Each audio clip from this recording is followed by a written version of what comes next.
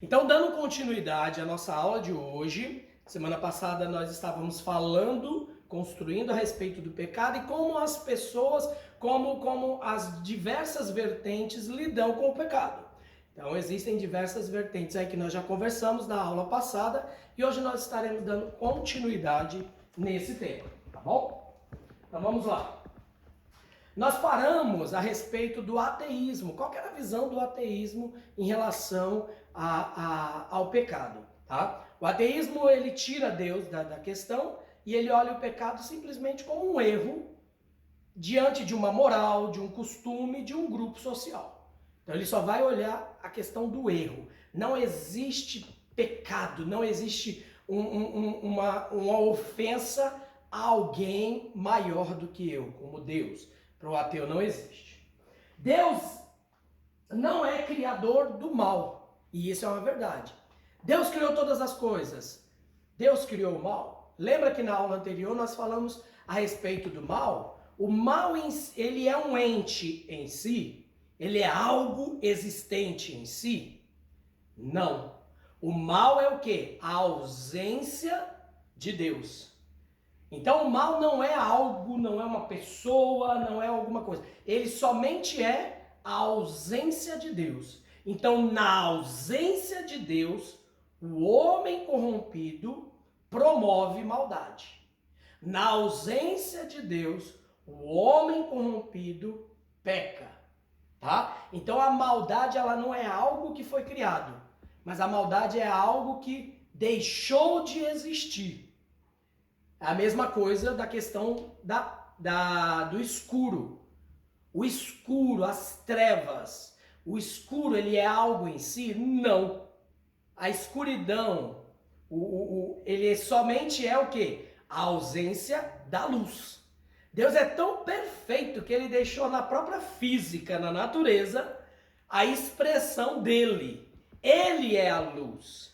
E quando existe trevas, não é porque não existe... Já viu aquela coisa assim? Você está dentro de casa, está tudo escuro. Se você ligou a luz, o que acontece? A luz vai aumentando, as trevas vai saindo devagarzinho para o outro lado e a luz vai aparecendo? Não. No momento que você aperta a luz, chegou a luz está ali. As trevas, ela precisa sumir, desaparecer, dissipar. Porque ela é uma ausência. Ela não é algo em si. As trevas, ela não é algo em si. A mesma coisa o mal. O mal não é algo em si. Ele somente é o quê? A ausência de Deus, que é a total bondade. Então, na ausência de Deus, e aí a gente vai falar sobre a queda do homem, como aconteceu, na ausência de Deus, o homem peca. E aí nós temos sim um ente, alguém personificado, né, no mal. Alguém que é totalmente ausente de Deus. Aí esse ser existe, que é Satanás. Satanás, ele é a personificação do mal. O mal é alguém? Não. Mas Satanás, ele é a personificação do mal. Ele é o mal existente. Por quê? No princípio, no céu, ele teve a pachorra, né, de enfrentar Deus e querer tomar, a gente vai falar isso hoje, tomar o lugar de Deus. Então, Deus o expulsou da presença dele. Então, tudo que poderia ter em Satanás de criação, de aspecto, de aparência, porque ele era um anjo de luz, ele era o cordel de medir, ele era o top. Se Deus quisesse fazer outros anjos, ele olhava para ele e falava, vamos fazer outros. Ele era o top. Mas Deus retirou tudo dele disso e o expulsou. Então, essa expulsão da presença de Deus, então ele está afastado de Deus por completo.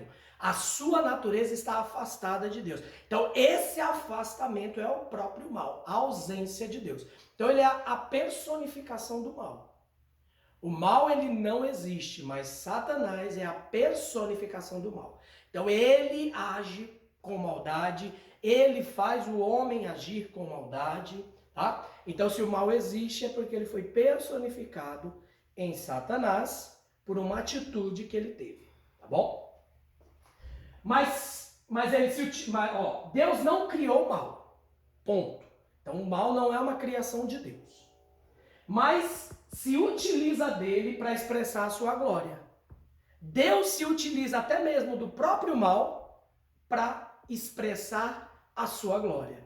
Muitas coisas a gente vê na Bíblia que pensa assim, poxa, Deus é mau, Deus mandou fazer isso, Deus mandou que o povo entrasse lá na terra e lutasse, matasse todos para conquistar aquela terra. O ato de matar, de conquistar, fazer, é ruim, é mau, sim. Outros exemplos, Deus ele usou o rei da Síria, ele levantou o rei da Síria para castigar Israel. Castigar alguém porque fez uma coisa ruim, vai lá, chicoteia, prende eles, leva eles cativos. Isso é mal? Isso é ruim? É ruim. Deus ordenou que isso fosse feito. Aí, além disso, Deus ele endurece o coração de Faraó.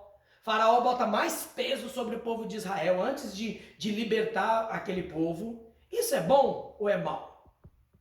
É mal. Mas para que Deus fez isso? Muitas coisas acontecem na nossa vida hoje, boas, mas não acontecem algumas coisas na nossa vida que é mal.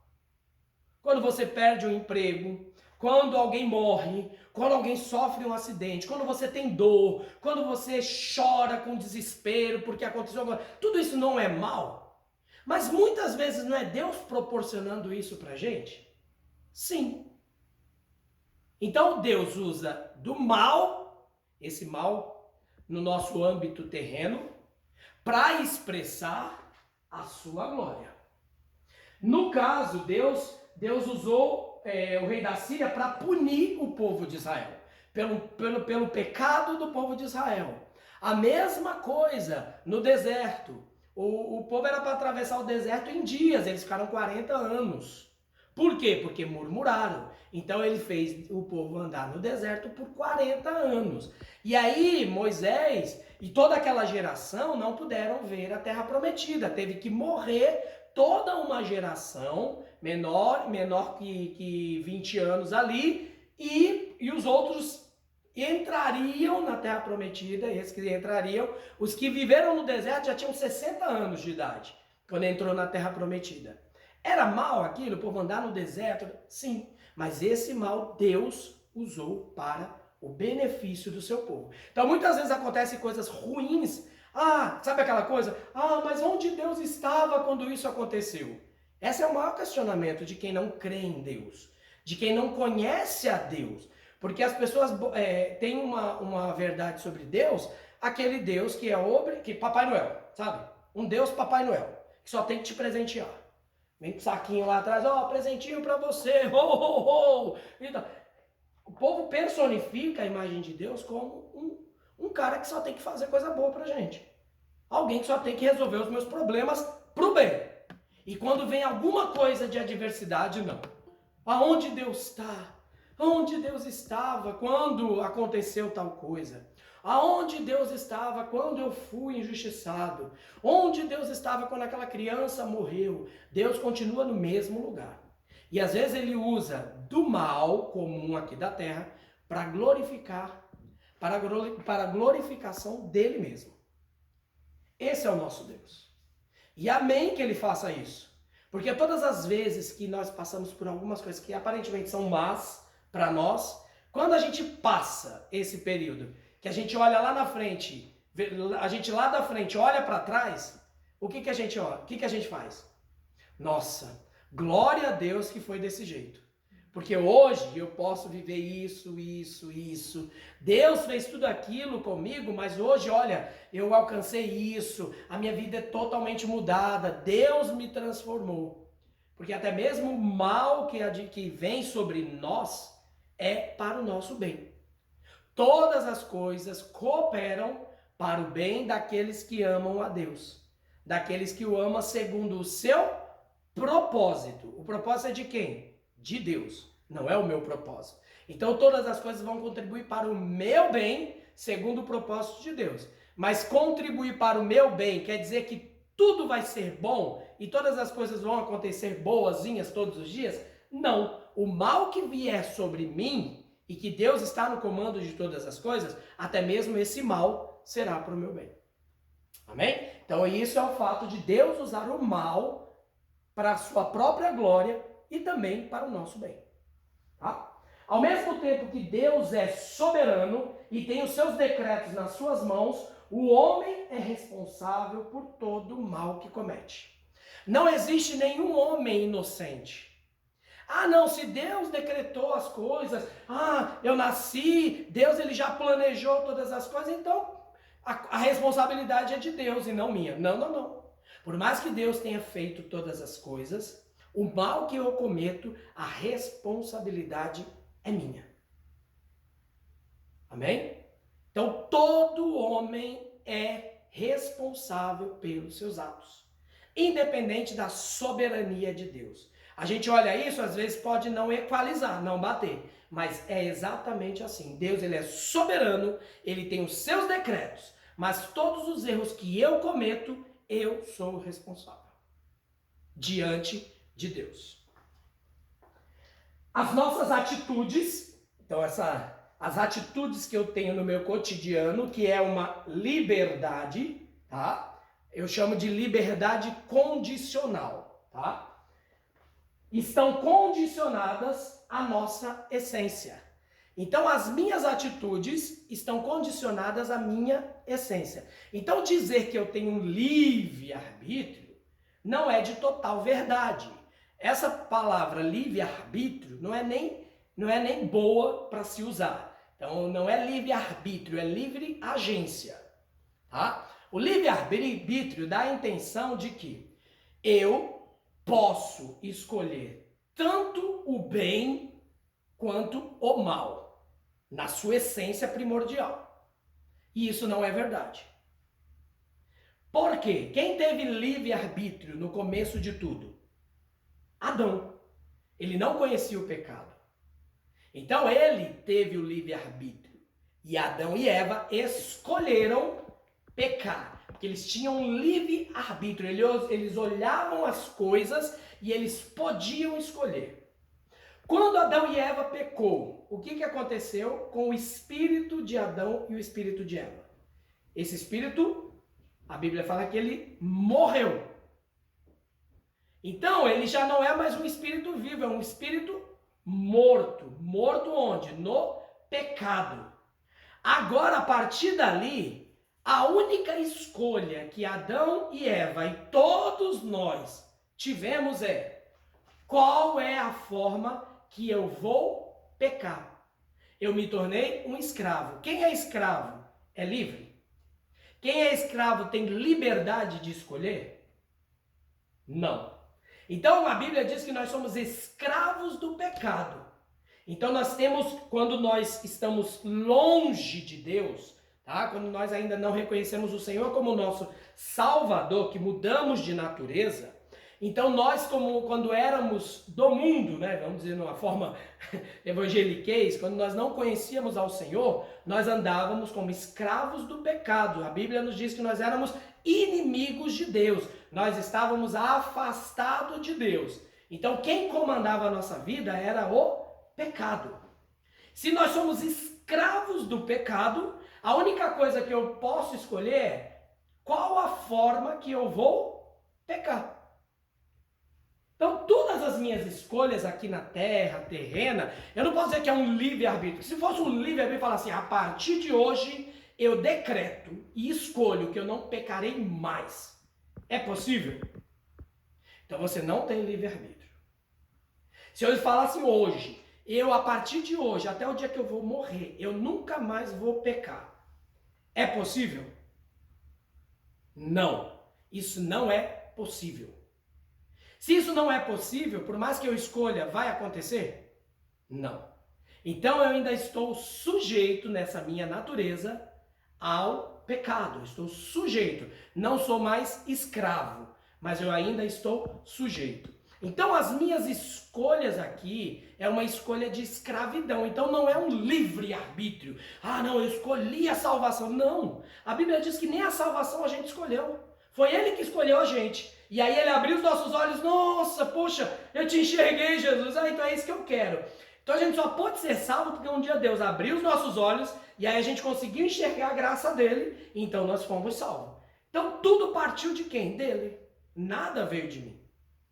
Então essa questão da liberdade que eu tenho é uma liberdade no âmbito de como eu vou errar, como eu vou pecar. Quem não conhece ao Senhor, quem ainda vive na escravidão do pecado, tá bom? Quando nós nos convertemos, só para explicar esse pedacinho, quando nós nos convertemos, nós nos tornamos escravos de quem agora? De Cristo. A Bíblia fala que nós somos escravos de Cristo. Além de escravos, somos servos. Além de servos, somos primordial, filhos, tá? Nós somos, por essência, filhos. Nos tornamos filhos. Mas a Bíblia diz que nós somos servos e co-servo com Jesus Cristo. Nós somos escravo. Paulo fala, eu sou escravo de Cristo. Porque quando ele fala que ele é escravo de Cristo, ele está falando da questão da escravidão do pecado. Então ele era antes escravo do pecado, agora ele é escravo de Cristo, por escolha. Né? Aquela questão do escravo da orelha furada, que por escolha eu continuo sendo escravo, mas de Jesus e não mais do pecado. Tá? Mesmo assim, as minhas escolhas estão submetidas a quem? A Deus. E aí eu vou ser agora sujeito ao pecado e não mais escravo do pecado. Quando eu estou com o Senhor, eu ainda estou sujeito ao pecado por conta da minha carne. Mas a minha natureza já é outra, eu sou um novo homem, eu tive um novo nascimento. Então a minha relação com o pecado muda. A relação com o pecado, quando eu estou sem o Senhor, é somente como eu vou pecar. Pecar, pecar e pecar. A natureza sem Cristo, a natureza sem o Senhor, é totalmente de afronta à santidade de Deus 24 horas por dia, até fazendo coisas boas. A nossa bondade sem Deus, até a nossa bondade diante de Deus, afronta a santidade de Deus, porque ela está permeada pelo pecado, tá bom? Agora a nova natureza já é diferente. Temos pecados? Temos, nós somos sujeitos a pecar, mas nós não somos mais escravos, tá bom? Aí como nós lidamos com o aconselhamento para essas pessoas, quando olha a questão do pecado, a pessoa que não conhece a Deus, nunca viu a Deus, não conhece do caráter do Senhor. Ao consolarmos alguém a respeito do mal, mas por que isso aconteceu? Devemos apontar para um futuro de redenção, onde Cristo aniquilará todo o mal. Lembra que eu falei? Mas aí Deus está lá no céu, ele olha essas coisas ruins. Aonde Deus estava quando isso aconteceu comigo? Sabe onde Deus estava? Onde Deus esteve? Ele se despiu da sua glória, desceu aqui, viveu em carne, sofreu todos os nossos sofrimentos, padeceu tudo aquilo que possivelmente a gente poderia padecer, foi para a cruz, morreu por mim e por você. E lá na cruz ele venceu o mal, ele venceu o diabo, ele venceu o inferno e ele morreu. E no terceiro dia ele ainda venceu quem? A morte. Então ele fez tudo por nós já, até a morte. Hoje nós vencemos muitas coisas com Cristo, mas a morte ainda a gente venceu com Cristo hoje?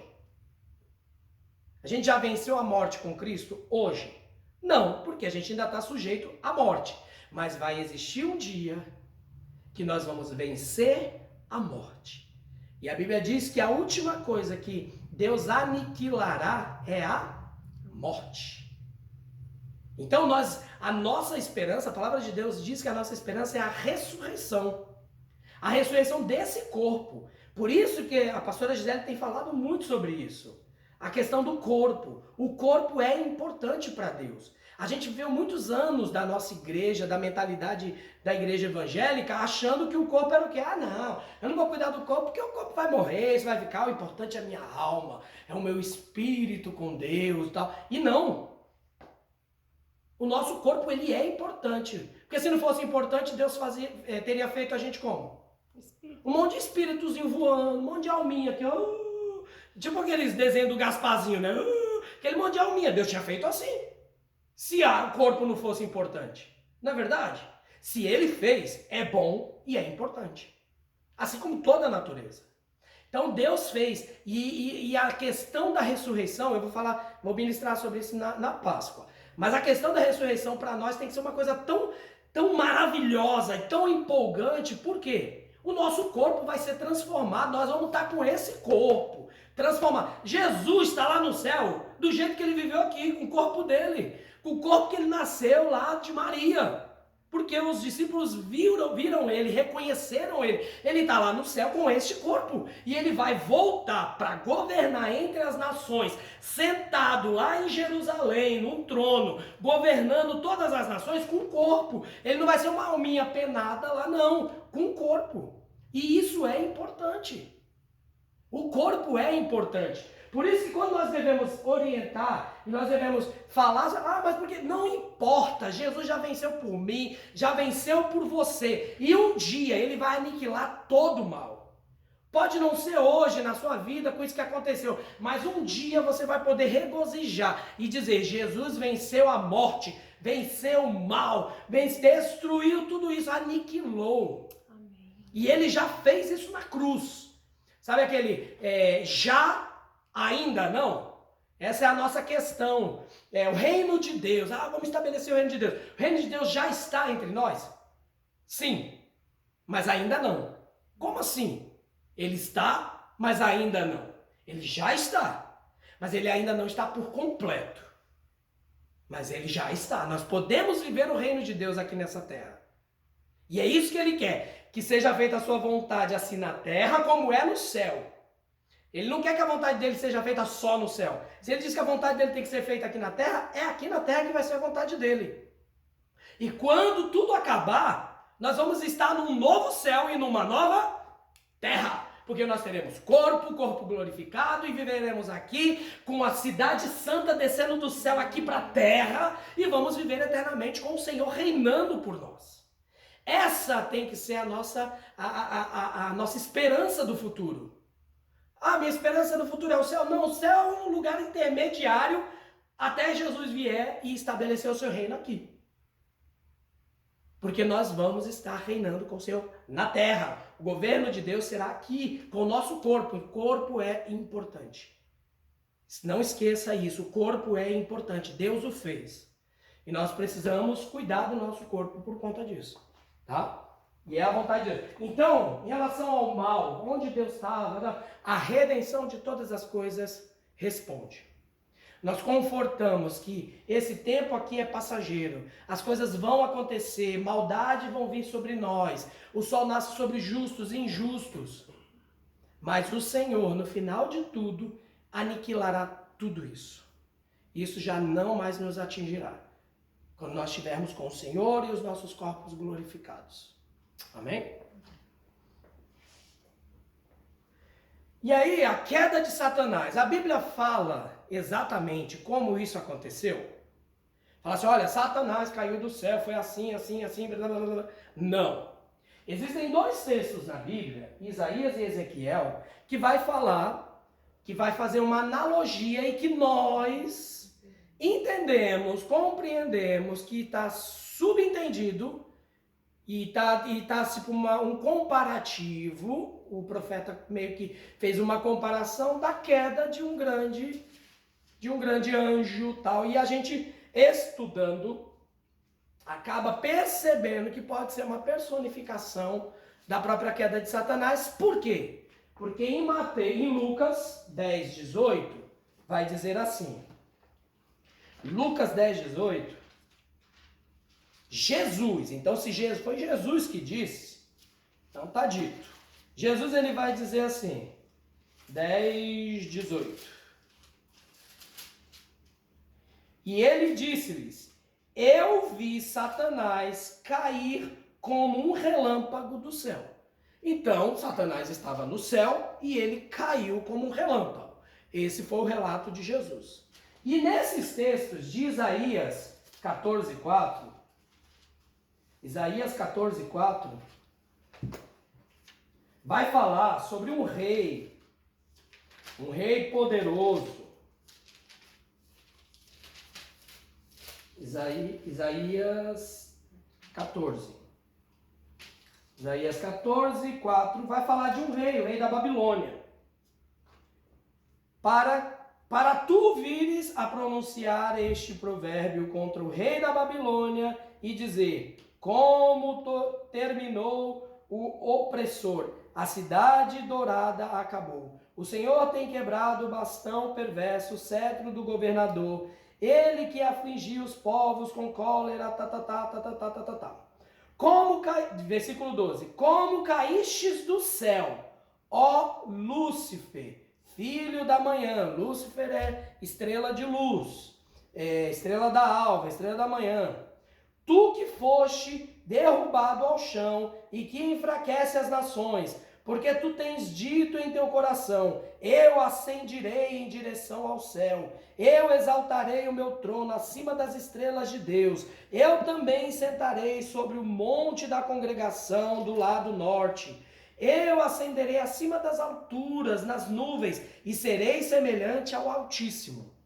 Então, com isso, ele está se referindo ao rei da Babilônia, tá? Então, subentende-se que o profeta está falando um relato de um rei que existiu e que ele era soberbo desse jeito e tal. Só que, na profecia, a gente entende que isso é uma personificação do próprio Satanás, como ele caiu do céu e tal, tá bom? Então, a queda de Satanás, a gente subentende através dos textos dos profetas e do que Jesus disse que Satanás, sim, agora em Ezequiel vai dizer o aspecto do querubim, tal, como que ele era, e ele era um querubim excelente, e ele era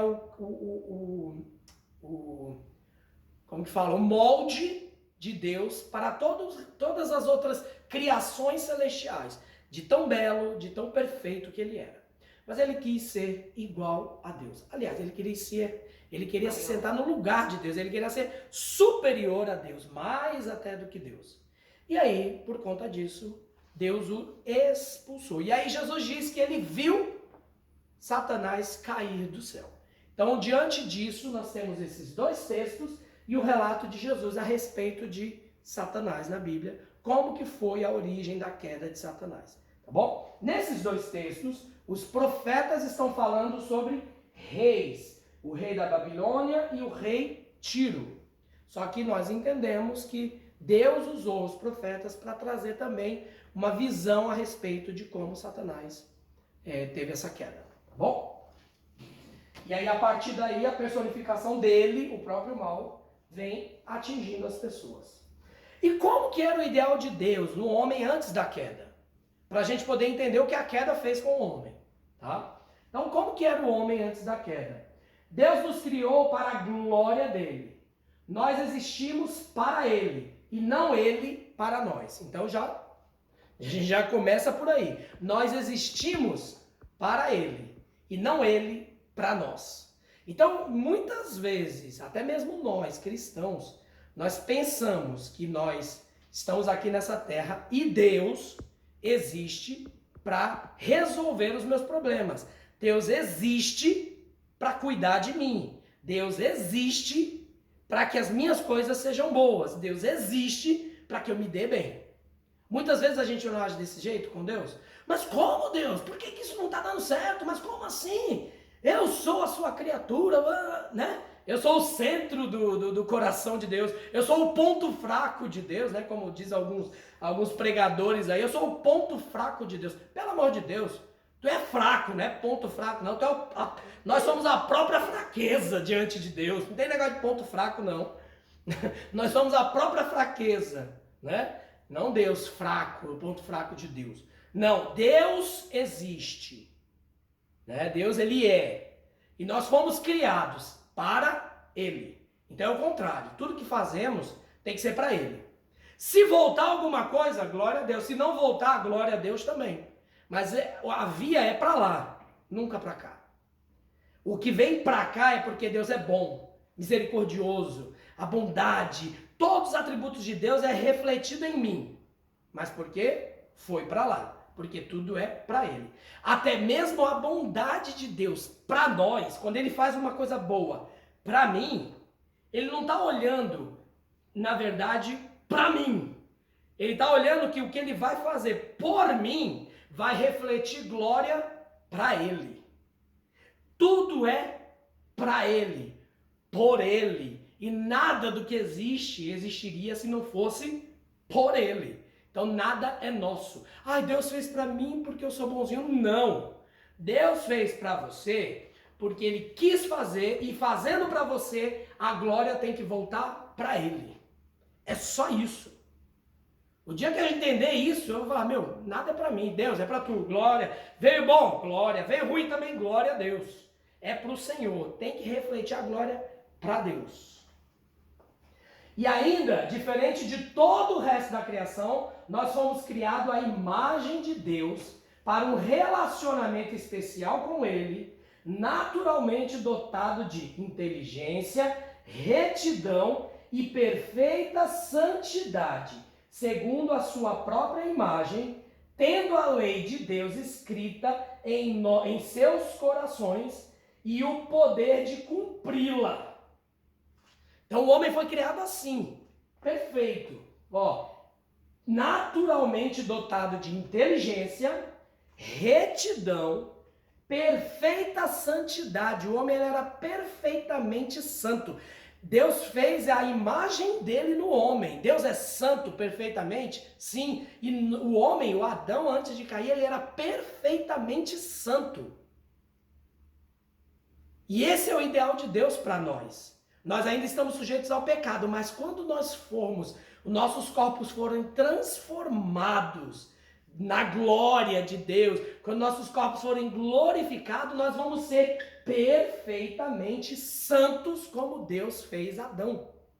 Perfeitamente santo, segundo a sua própria imagem, tendo a lei de Deus escrita em seus corações e o poder de cumpri-la. Às vezes, hoje, nós ainda sujeitos ao pecado, a Bíblia fala que o Senhor escreveria em nossos corações a sua lei, para que a gente cumprisse, não é verdade? E a lei de Deus está escrita nos nossos corações, quando nós recebemos ao Senhor. Mas nós cumprimos todas elas, todos os dias, 24 horas? Não, porque nós estamos sujeitos ao pecado ainda. Mas vai haver um dia que nós seremos igual ao primeiro Adão. Né? Jesus ele veio para refazer esse primeiro Adão. Então, porque esse primeiro Adão, ele tinha a lei de Deus escrita no seu coração e ele tinha o poder de cumprir todas elas, sem errar nenhuma. Olha que beleza! E vai ser assim quando nossos corpos forem glorificados no Senhor. Nós não seremos mais afetados por esse pecado. Amém? Posso ouvir um glória a Deus no povo? Glória a Deus, aleluia, que nós teremos isso. De acordo